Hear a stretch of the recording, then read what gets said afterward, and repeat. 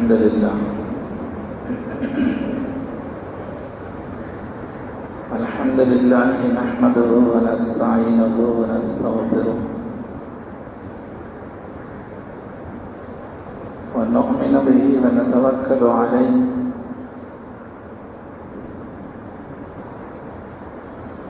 ونعوذ بالله من شرور أنفسنا ومن سيئات أعمالنا من يهده الله فلا مضل له ومن يضلله فلا هادي له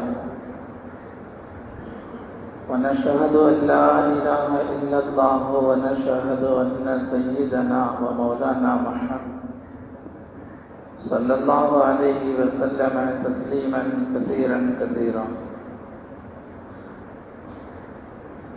أما بعد فأعوذ بالله من الشيطان الرجيم. بسم الله الرحمن الرحيم.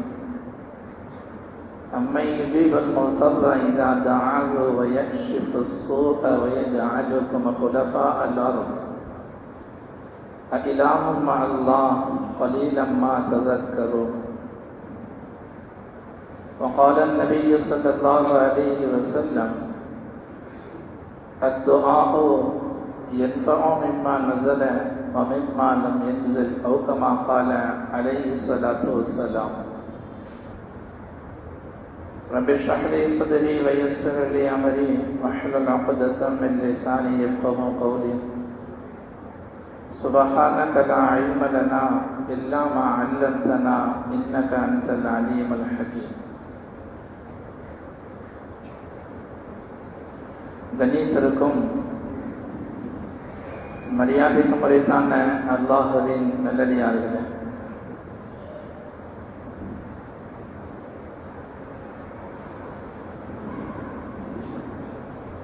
நம்முடைய வாழ்க்கையிலே பிரச்சனைகளை எதிர்கொள்ளாதவர்கள் யாரும் கிடையாது.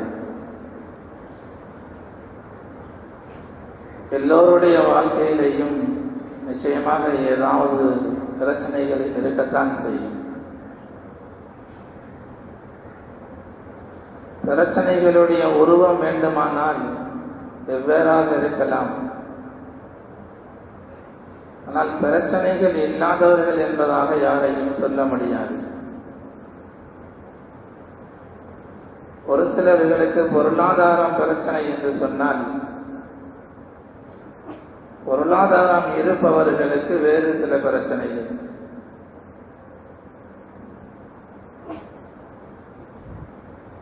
பொருளாதாரம் இருந்தும் கூட வேறு வகையிலே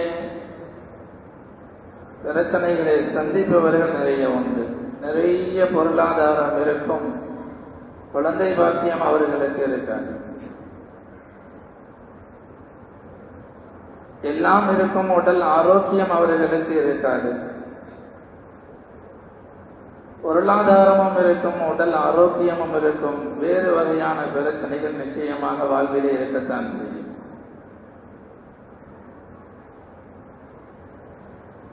தீனுல் இஸ்லாம் என்பது எல்லா நிலைமைகளிலேயும் மனிதனுடைய பிரச்சனைக்கு ஒரு தீர்வான மார்க்கம். சந்தோஷமாக இருக்கும் பொழுது மனிதன் எப்படி இருக்க வேண்டும் என்பதை கற்றுத் தருகிறது தீனுல் இஸ்லாம். துன்பங்கள் வரும் பொழுது மனிதன் எப்படி வாழ வேண்டும் என்பதையும் பயிற்று தருகிறது இந்த தீனுல் இஸ்லாம். இஸ்லாம் அல்லாதவர்கள்,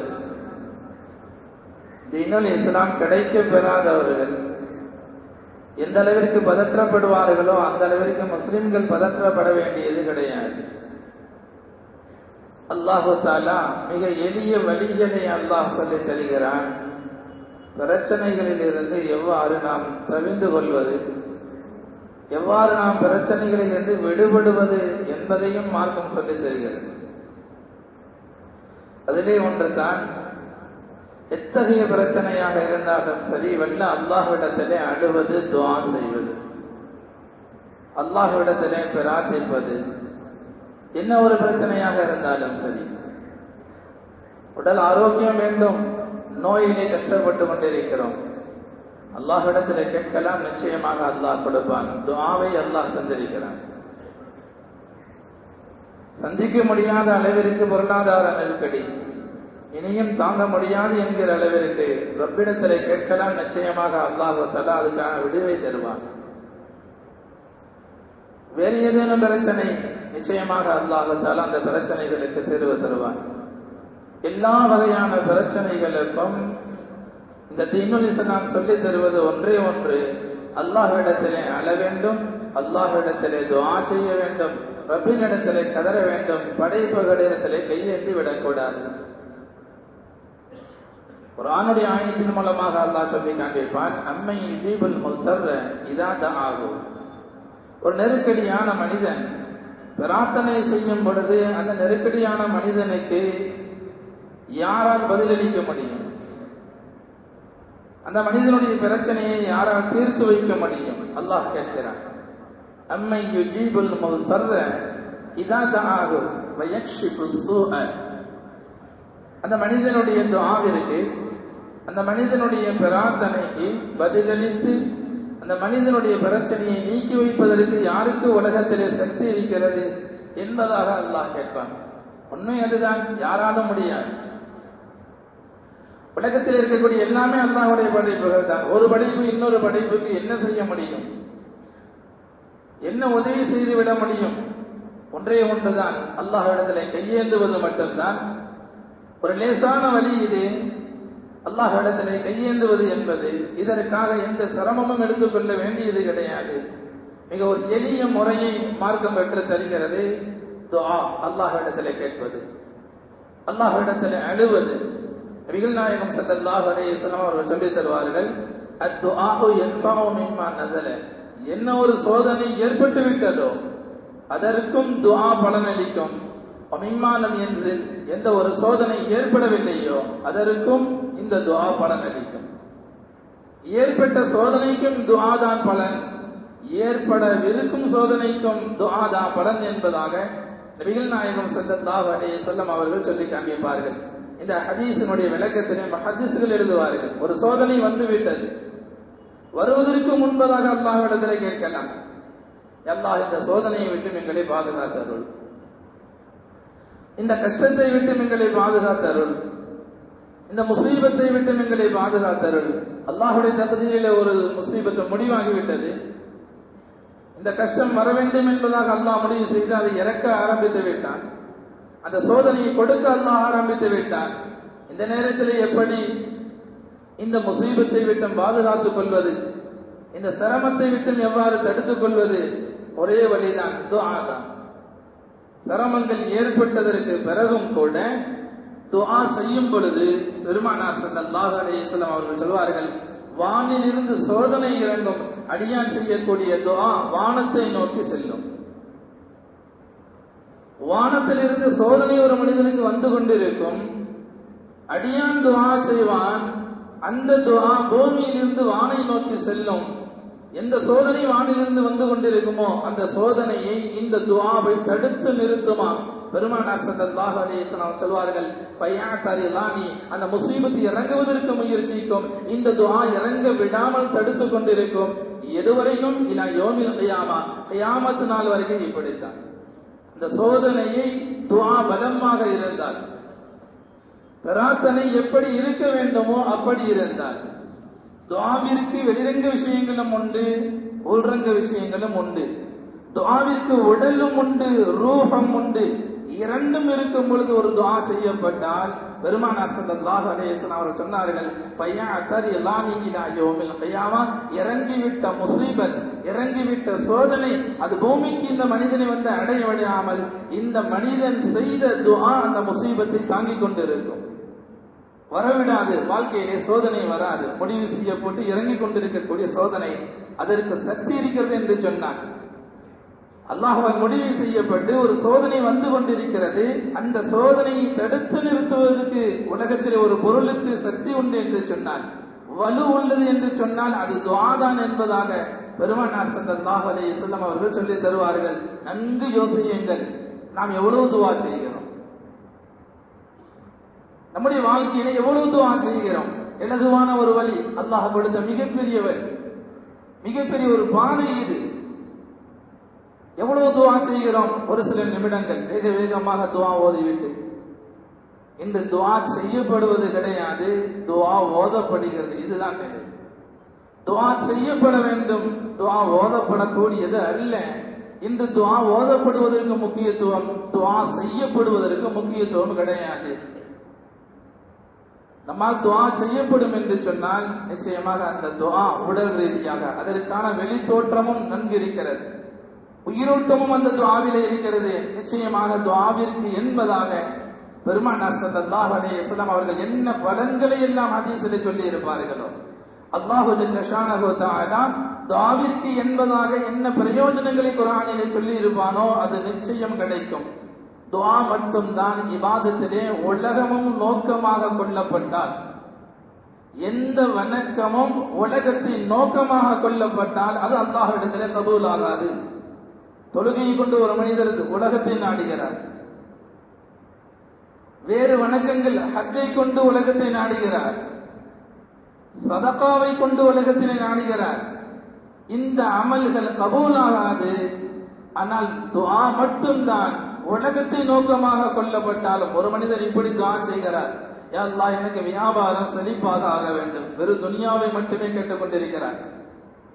அல்லாஹ் எனக்கு இருப்பதற்கு வீடு வேண்டும், உலகம்தான் இது. எனக்கு செல்வதற்கு வாகனம் வேண்டும், உலகத்தை மட்டுமே கேட்டுக்கொண்டிருக்கிறார்.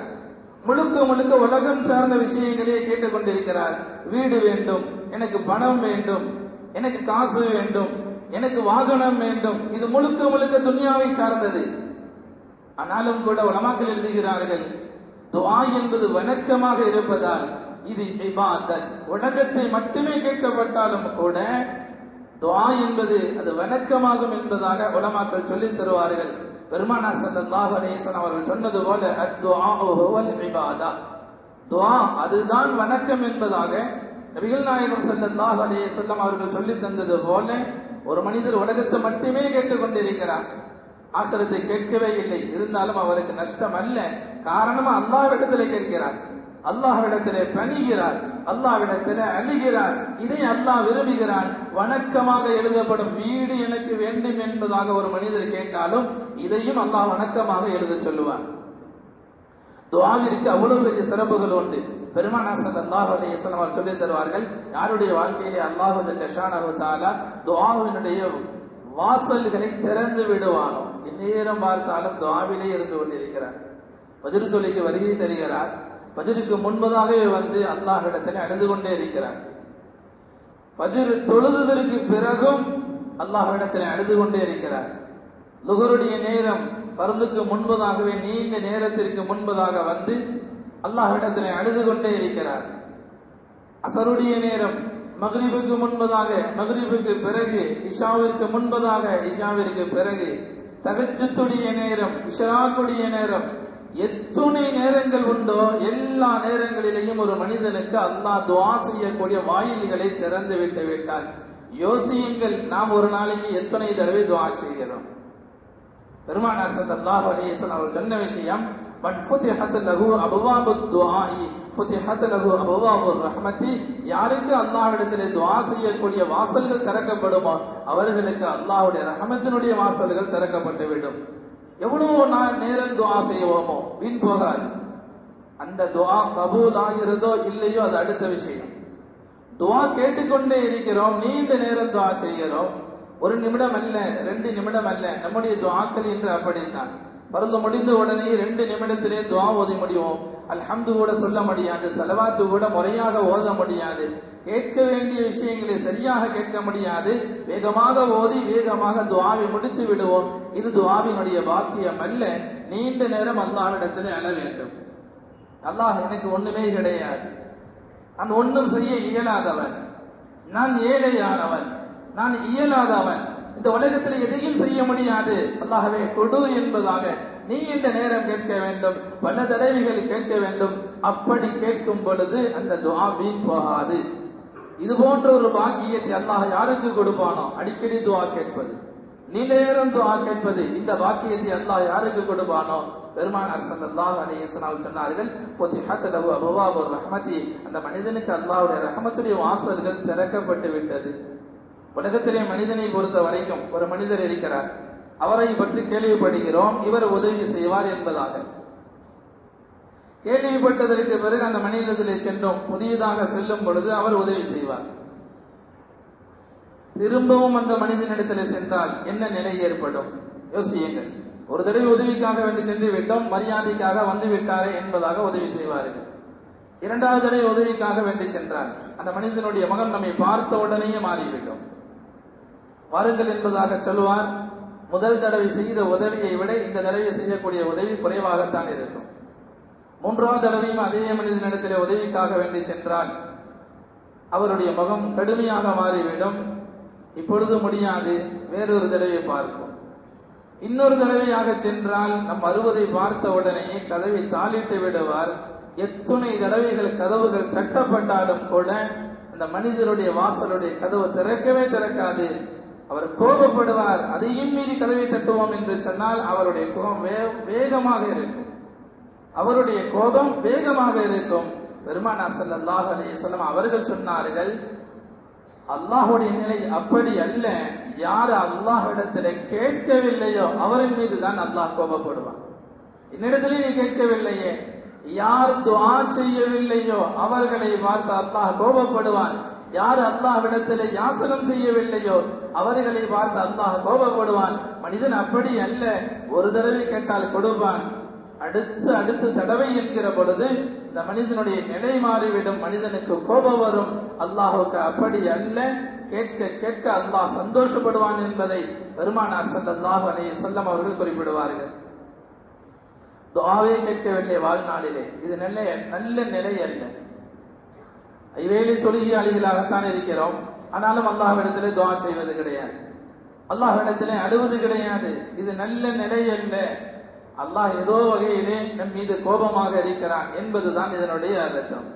யாருக்கு துஆவுடைய பாக்கியம் கிடைக்கவில்லையோ, யாருக்கு அல்லாஹ்விடத்திலே அழக்கூடிய நிலை உருவாகவில்லையோ, அல்லாஹ்விடத்திலே கதறக்கூடிய தன்மை இல்லையோ, அவர் யோசிக்க வேண்டும், ஐவேளை தொழுதாலும் கூட அல்லாஹ் நம் மீது ஏதோ ஒரு வகையிலே கோபமாக இருக்கிறான். பனு இஸ்ரவேலர்களிலே ஒரு ஆலிம் அவர்கள் இருந்தார்கள். அவர்களிடத்திலே நல்ல இல்மு இருந்தது. இருந்தாலும் ஷைத்தானுடைய உழைப்பு, ஷைத்தானுடைய சூழ்ச்சி அந்த இல்மோடு ஒரு மிகப்பெரிய பாவத்தையும் செய்ய ஆரம்பிக்கிறார். அவருடைய உள்ளத்திலே ஒரு பயம், நான் இந்த பாவத்தை செய்ய ஆரம்பிக்கிறேன், அல்லாஹ் ஏதாவது நிஅமத்துகளை பறித்து விடுவானோ யோசிக்கிறார். அல்லாஹ் என்னிடமிருந்து ஏதாவது ஒரு நிஅமத்தை பறித்து விடுவானோ, இந்த பாவம் என்னிடத்தில் வந்துவிட்டது என்பதாக பயந்து கொண்டே பாவம் செய்கிறார். அவரும் பார்க்கிறார், ஒரு வருடம் பல வருடங்கள் கழிகிறது, எந்த நிஅமத்தும் அவரிடமிருந்து பறிபோகவில்லை. ஒரு நாள் அல்லாஹ்விடத்திலே இல்ஹாமின் மூலமாக கேட்டார், அல்லாஹ் இவ்வளவு பாவம் செய்கிறேன், நான் என்னிடத்திலிருந்து எந்த ஒரு நிஅமத்தும் பறிபோகவில்லையே, நீ நிஅமத்தை எடுக்கவில்லையே என்பதாக கேட்கும் பொழுது அல்லாஹ் இல்ஹாமுடைய அடிப்படையிலே சொல்லிக் கொடுத்தான் அந்த ஆலிம் அவர்களுக்கு, ஆலிமே, ஓதிய மனிதரே, நீ எப்பொழுது இந்த பாவத்தை செய்ய ஆரம்பித்தாயோ, இந்த பெரும் பாவத்தை என்றிலிருந்து நீ செய்ய ஆரம்பித்தாயோ யோசித்திருக்கிறாயா? அதற்கு முன்பதாக தஹஜ்ஜுதிலே தொழுவாய், தஹஜ்ஜுதிலே அழுகுவாய், அழுது துஆ செய்வாய். இப்பொழுது நீ தொழுகிறாய், ஆனால் அழுது துஆ செய்யக்கூடிய நிலை உன்னிடத்திலே இல்லை. இத்துணை வருடங்களாக என்றிலிருந்து உன்னிடத்தில் அந்த பெரும்பாவம் வந்துவிட்டதோ, அது 5 வருடமாக இருக்கலாம், 10 வருடமாக இருக்கலாம், அன்றிலிருந்தே நான் இந்த நியமத்தை பறித்து விட்டேன், என்னிடத்திலே அழக்கூடிய வாக்கியத்தை நான் எடுத்து விட்டேன். இதுதான் அல்லாஹ்வுடைய தண்டனை. அல்லாஹ் கொடுத்த பங்களாவை பிடுங்கி விடுவான் என்பது அல்ல, அல்லாஹ் கொடுத்த காசு பணங்களை பிடுங்கி விடுவான் என்பது அல்ல, ரப்பினிடத்தில் அழக்கூடிய வாக்கியத்தை அல்லாஹ் எடுத்து விடுவான். இது கரமேந்தி துஆ செய்யக்கூடிய தன்மையே இல்லாமல் ஆகிவிடும். கண்ணீர் வராது, துஆவிலே அழக்கூடிய நிலை வராது. இது மிகப்பெரிய தண்டனை என்பதாக கிதாபுகளிலே உலமாக்கள் எழுதுவார்கள். அல்லாஹுக்கும் அடியாறுகளுக்கும் இதுதான் வித்தியாசம். அல்லாஹ் அழுவதை விரும்புகிறான், துஆ செய்வதை விரும்புகிறான். நாம் அல்லாஹ்விடத்தில் அழுவதும் கிடையாது, துஆ செய்வதும் கிடையாது, பிரார்த்தனை செய்வதும் கிடையாது. ஆனால் மனிதர்களை பொறுத்த வரைக்கும் அவர்களுக்கும் அல்லாஹுக்கும் என்ன வித்தியாசம்? துஆவிலே மனிதர்களிடத்திலே கேட்கும் பொழுது என்ன நிலைகள் ஏற்படுமோ அது அல்லாஹ்விடத்திலே ஏற்படுவது கிடையாது. அல்லாஹ் எவ்வளவு தூரம் திரும்ப திரும்ப கேட்போமோ அந்த அளவிற்கு அல்லாஹ் தஆலா சந்தோஷப்படுகிறார். மனிதர்கள் எந்த அளவிற்கு அதிகமாக கேட்போமோ அந்த அளவிற்கு அவர்கள் கோபப்படுவார்கள். ஒரு நிலை வரும் நம்மிடத்தில் பேசுவதை கூட நிறுத்தி விடுவார்கள். இந்த மனிதனோடு தொடர்பு வைத்திருந்தால் இவன் எதையாவது கேட்டுக்கொண்டேதான் இருப்பான் என்பதாக நமக்கும் அவருக்கும் மத்தியில் உள்ள தொடர்பை கூட மனிதன் துண்டித்து விடுவான். ஆனால் அல்லாஹ் என்ன செய்வானாம்? கிதாபுகளிலே பதிவு செய்கிறார்கள், துஆவை அதிகப்படுத்த ஒரு நாளைக்கு 5 தடவை துஆ கேட்டுக்கொண்டிருந்த மனிதன் ஒரு நாளைக்கு 10 தடவை துஆ கேட்க ஆரம்பிக்கிறார். ஒரு நாளைக்கு 10 தடவை துஆ கேட்டுக்கொண்டிருந்த மனிதர் 15 தடவை அல்லாஹ்விடத்தில் அழ ஆரம்பிக்கிறார். குறைந்த நேரம் துஆ செய்து கொண்டிருந்த மனிதர் நீண்ட நேரம் துஆ செய்ய ஆரம்பிக்கிறார். அல்லாஹ் மலக்குகளிடத்தில் சொல்லுவானாம், என்னுடைய இறைநேசர்களுடைய பட்டியலில் இந்த மனிதனுடைய பெயரை பதிந்து விடுங்கள், என்னுடைய வழிமாறுகளுடைய பட்டியலிலே இந்த மனிதனுடைய பெயரை பதிந்து விடுங்கள், எழுதி விடுங்கள். அல்லாஹ்விடத்தில் அழ அல்லாஹ்விடத்தில் துஆ செய்ய அல்லாஹ்வுடைய நெருக்கம் கிடைக்கும். மனிதர்களிடத்தில் திரும்ப திரும்ப உதவி தேடும் பொழுது மனிதர்களுடைய வெறுப்பு கிடைக்கும் என்பதையும் கூட துஆவினுடைய பலனாக கிதாபுகளிலே பதிவு செய்கிறார்கள். மனிதனை பொறுத்த வரைக்கும் தெரிந்தவர்களுக்கு மட்டும்தான் அதிகமாக கொடுப்பான். அல்லாஹு தஆலா தனக்கு பிடித்தவனாக இருந்தாலும் சரி, பிடிக்காதவனாக இருந்தாலும் சரி, அல்லாஹ் கேட்டு விட்டால் கொடுத்து விடுவான். உலகத்திலே பார்க்கிறோம், மோமினுக்கும் அல்லாஹ் கொடுத்து கொண்டிருக்கிறான். அல்லாஹை மறுத்து வாழக்கூடிய காபிர்களுக்கும் அல்லாஹ் கொடுக்கிறான். சில நேரங்களில் காபிர்கள் இப்படியும் வார்த்தை சொல்வார்கள், என்னை படைத்தவனை எனக்கு உதவி செய் என்பதாக கேட்பது உண்டு. என்னை படைத்தவனை எனக்கு உதவி செய் என்பதாக காபிர்களும் கேட்பது உண்டு. இந்த வார்த்தைக்கும் மதிப்பளித்து அல்லாஹ் உதவி செய்வான் என்பதையும் கூட துஆவினுடைய பலனாக கிதாபுகளிலே பதிவு செய்கிறார்கள். அல்லாஹ்விடத்திலே கேட்பதற்கு இதுதான் நேரம் என்பது கிடையாது. ஆனால் மனிதர்களிடத்திலே கேட்க வேண்டும் என்று சொன்னால், இந்த நேரத்திலே சென்றால் அவர் வீட்டிலே இருப்பாரா, இந்த நேரத்திலே சென்றால் அவர் ஓய்வாக இருப்பாரா, நேரத்தை எதிர்பார்த்து இந்த நேரத்தில் தான் அவரை பார்க்க முடியும், இந்த நேரத்தில் தான் அவர் உதவி செய்வார் என்பதாக எல்லாம் மனிதர்களிடத்திலிருந்து உதவி வாங்குவதற்கு நேரம் உண்டு. ஆனால் அல்லாஹ்விடத்திலே நேரம் வாங்குவதற்கு, உதவி வாங்குவதற்கு நேரம் இல்லை. காலையிலே 3 மணிக்கு எழுந்திருத்து கேளுங்கள், அப்பொழுதும் அல்லாஹ் உதவி செய்வான். ஃபஜ்ருடைய நேரம் 5:30 மணிக்கும் கேளுங்கள், அப்பொழுதும் அல்லாஹ் உதவி செய்வான். இஷ்ராக்குடைய நேரம் 7 மணிக்கும் அல்லாஹ்விடத்திலே கேளுங்கள், அப்பொழுதும் அல்லாஹ் உதவி செய்வான். மக்ரிபுடைய நேரமாக இருக்கலாம், அப்பொழுதும் அல்லாஹ் உதவி செய்வான். இரவு நேரம் இஷாவுடைய நேரம், அந்த நேரத்திலே கேட்டாலும் அல்லாஹ் உதவி செய்வான். இது அல்லாஹ்வுடைய தன்மை. எந்த நேரத்திலும் அல்லாஹ்வுடைய வாசல், கொடுக்கக்கூடிய வாசல் அடைபடாது. ஆனால் மனிதனுக்கு என்பது நேரம் உண்டு. இந்த நேரத்தில் கேட்டால்தான் மனிதனுக்கு கொடுப்பான், இந்த நேரத்தில் சென்றால்தான் அவர் இருப்பார். அதுபோல அல்லாஹ்வுடைய விஷயத்திலே எதை வேண்டுமானாலும் கேட்கலாம். எவ்வளவு பெரிய விஷயமாக இருந்தாலும், எவ்வளவு சிறிய விஷயமாக இருந்தாலும் அல்லாஹ்விடத்தில் கேட்கலாம். மனிதர்களிடத்தில் அப்படி என்ன, இவருடைய தரம் பார்த்து கேட்க வேண்டும். ஒன்றுமில்லாதவரிடத்தில் லட்சம் கொடு என்பதாக கேட்க முடியாது. கோடீஸ்வரன் இடத்திலே 1 ரூபாயை கொடு என்பதாக 4 நபர்களுக்கு மத்தியிலே கேட்டால், 1 ரூபாயை என்னிடத்தில் கேட்கிறாய், என்னை கேவலப்படுத்துகிறாயா என்பதாக யோசிப்பான். மனிதனுடைய தரம் பார்த்து, அவருடைய நிலை என்ன என்பதை பார்த்து உதவிகளை தேட வேண்டும். ஆனால் அல்லாஹ் அப்படி அல்ல. பெருமானார் ஸல்லல்லாஹு அலைஹி வஸல்லம் அவர்கள் சொல்லி காண்பிப்பார்கள், செருப்பினுடைய வாறு அருந்தாலும் அல்லாஹ்விடத்திலே கேளுங்கள். செருப்பு என்பது சாதாரண ஒரு விஷயம். அதனுடைய வாறு அருந்து போய்விட்டாலும் ஒரு சிறிய பொருள், அற்ப பொருள், அதை கூட நீங்கள் அல்லாஹ்விடத்திலே கேளுங்கள் என்பதாக பெருமானார் ஸல்லல்லாஹு அலைஹி வஸல்லம் அவர்கள் சொல்லித் தருவார்கள். எதை வேண்டுமானாலும் அல்லாஹ்விடத்திலே கேட்கலாம். நம்முடைய துஆவுடைய வலிமை, நம்முடைய துஆவினுடைய சக்தி எந்த அளவிற்கு இருக்குமோ அந்த அளவிற்கு அல்லாஹ் கேட்டதை விட சில நேரங்களிலே அள்ளி கொடுத்து விடுவான். துஆவினுடைய தரத்தை பொறுத்து அல்லாஹ் கொடுப்பான். துஆவிலே உடலும் வலிமையாக இருக்கிறது. துஆவினுடைய ரூஹ் என்பதாக எதை சொல்லுவோமோ அதுவும் வலிமையாக இருக்கிறது. இந்த நிலையிலே கேட்கும் பொழுது அல்லாஹ் கேட்டதை விட அதில் அதிகப்படுத்தி கொடுப்பது அல்லாஹ்வுடைய வல்லமை. ஹஜ்ரத் உமர் ரலியல்லாஹு அன்ஹு அவர்கள் அல்லாஹ்விடத்திலே கேட்டார்கள், அல்லாஹும்ம ர்ஸுக்னி ஷஹாதத்தன் ஃபீ சபீலிக, யா அல்லாஹ் எனக்கு உன்னுடைய பாதையிலே ஷஹாதத்தை கொடு, வீர மரணத்தை கொடு. வஜஅல் கபரி ஃபீ பலதி ஹபீபிக, என்னுடைய கபரை உன்னுடைய ஹபீப் முஹம்மது ஸல்லல்லாஹு அலைஹி வஸல்லம் அவர்களுடைய ஊரிலே என்னுடைய கபரை ஆக்கிவிடு என்பதாக ஹஜ்ரத் உமர் ரலியல்லாஹு அன்ஹு அவர்கள் கேட்டார்கள். உன்னுடைய பாதையிலே நான் கொல்லப்பட வேண்டும், ஷஹீதாக்கப்பட வேண்டும் என்பது முதல் கோரிக்கை. இரண்டாவது கோரிக்கை அல்லாஹ்விடத்தில் சொன்னார்கள், என்னுடைய கபர் மதீனாவில் இருக்க வேண்டும். உன்னுடைய ஹபீப் ஸல்லல்லாஹு அலைஹி வஸல்லம் அவர்கள் எந்த ஊரிலே இருந்தார்களோ, அடக்கம் பெற்றிருக்கிறார்களோ, அந்த ஊரிலே என்னுடைய கபர் இருக்க வேண்டும். 2 கோரிக்கையை அல்லாஹ்விடத்தில் வைத்தார்கள். அல்லாஹ்விடத்தில் கேட்டார்கள். முதலாவதாக அவர் ஹஜ்ரத் உமர் ரலியல்லாஹு அன்ஹு அவர்கள் மதீனாவிலே அல்ல, மதீனாவை விட்டும் 1000 கிலோமீட்டர் மைல்கள் தொலைவிலே அவர்கள் அல்லாஹ்வுடைய பாதையிலே கொல்லப்பட்டிருந்தாலும் அதுவும் ஷஹீது தான், அதுவும் ஷஹாதத்து தான். மதீனாவை விட்டும் 1000 மைல்கள் அப்பால் ஹஜ்ரத் உமர் ரலியல்லாஹு அன்ஹு அவர்கள் கொல்லப்பட்டிருந்தாலும் அதுவும் ஷஹாதத்து தான். ஆனால் ஹஜ்ரத் உமர் ரலியல்லாஹு அன்ஹு அவர்களுடைய துஆ வலிமை மிக்கது. அவர்கள் கேட்ட துஆவிற்கு அல்லாஹ் கொடுத்தது எங்கே ஷஹாதத்தை கொடுத்தான்? மஸ்ஜிது நபவியிலே அல்லாஹ் ஷஹாதத்தை கொடுத்தான்.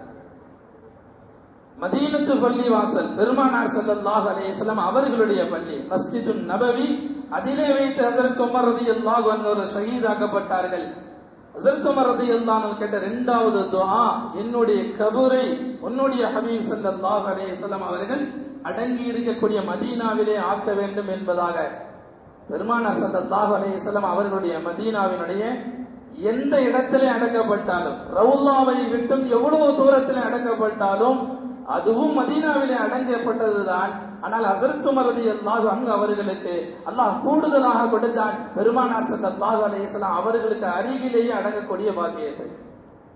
நபிகள் நாயகம் ஸல்லல்லாஹு அலைஹி வஸல்லம் அவர்களுடைய கபருக்கு அருகிலேயே உமர் ரலியல்லாஹு அன்ஹு அவர்களுடைய கபரை அல்லாஹ் ஆக்கி தந்தான் என்று சொன்னால் துஆ எவ்வளவு தூரம் வலிமையாக இருக்குமோ, துஆ எவ்வளவு தூரம் உயிரோட்டம் உள்ளதாக இருக்குமோ, அவ்வளவு தூரம் கொடுப்பதற்கு அல்லாஹ்வுக்கு சக்தி உண்டு. அல்லாஹ் நிச்சயமாக கொடுப்பான். ஆனால் கேட்கக்கூடிய நாம் முறையாக கேட்க வேண்டும் என்பதும் ஹதீசுகள் சொல்லி தரக்கூடிய விஷயம். 3 விஷயங்களோடு கேட்க வேண்டும். உடலோடு நேர்மையாக அமர்ந்து கேட்க வேண்டும், ஓர்மையாக அமர்ந்து கேட்க வேண்டும், உள்ளம் அல்லாஹ்வை நோக்கி இருக்க வேண்டும். 3வது அழுகையோடு கேட்போம் என்று சொன்னால் நிச்சயமாக அல்லாஹ் தஆலா நம்முடைய துஆக்களை கபூல் செய்வான். எவ்வளவு பெரிய வாழ்க்கையினுடைய பிரச்சனையாக இருந்தாலும் கூட 3வது நபர்களிடத்திலே, அல்லாஹ்வுடைய படைப்புகளிடத்திலே சொல்லக்கூடாது. ஹதீஸிலே பெருமானார் ஸல்லல்லாஹு அலைஹி வஸல்லம் அவர்கள் சொல்லுவார்கள், என்னுடைய ஆன்மா யாருடைய கை விஷயத்தில் இருக்கிறதோ, என்னுடைய ஆன்மா யாருடைய கை விஷயத்தில் இருக்கிறதோ அவனின் மீது சத்தியமாக சொல்கிறேன், ஒரு அடியான் துஆ செய்வான், அல்லாஹ் அவனின் மீது கோபமாக இருப்பான். ஏதோ ஒரு வகையிலே ரப்புக்கு இவனின் மீது கோபம். அந்த நிலையில ஒரு மனிதன் துஆ செய்யும் பொழுது அல்லாஹ் சொல்லுவான், நான் உன்னுடைய துஆவை நான் அங்கீகரிக்க மாட்டேன், உன்னுடைய துஆவை நான் கபூல் செய்ய மாட்டேன். மறுக்கப்படும் அந்த மனிதனுடைய துஆ. அந்த மனிதன் விட மாட்டான், 2வது தடவையும் துஆ செய்வான். அப்பொழுதும் அல்லாஹ் கோபமாகத்தான் இருப்பான். அந்த நேரத்திலையும் அல்லாஹ் சொல்லுவான், நான் உன்னுடைய துஆவை நான் அங்கீகரிக்க மாட்டேன், உன்னுடைய துஆவை கபூல் செய்ய மாட்டேன். திரும்ப திரும்ப கேட்டுக்கொண்டே இருப்பானான். பெருமானார் ஸல்லல்லாஹு அலைஹி வஸல்லம் அவர்கள் சொல்லுவார்கள், அல்லாஹ் சொல்லக்கூடிய வார்த்தையை சொல்வார்கள், இவன் இவ்வளவு தூரம் நான் உன்னுடைய துஆவை கபூலாக்க மாட்டேன் என்பதாக செய்ததற்கு பிறகும் கூட, அந்த மனிதனுடைய துஆவை நான் கபூல் ஆகாத பொழுதும் கூட, ஏற்றுக்கொள்ளாத பொழுதும் கூட, வேறொரு நபரிடத்தில் இவன் செல்லவில்லையே, உதவி நாடி யாருடைய மனிதர்களுக்கு சென்றிருக்கலாமே.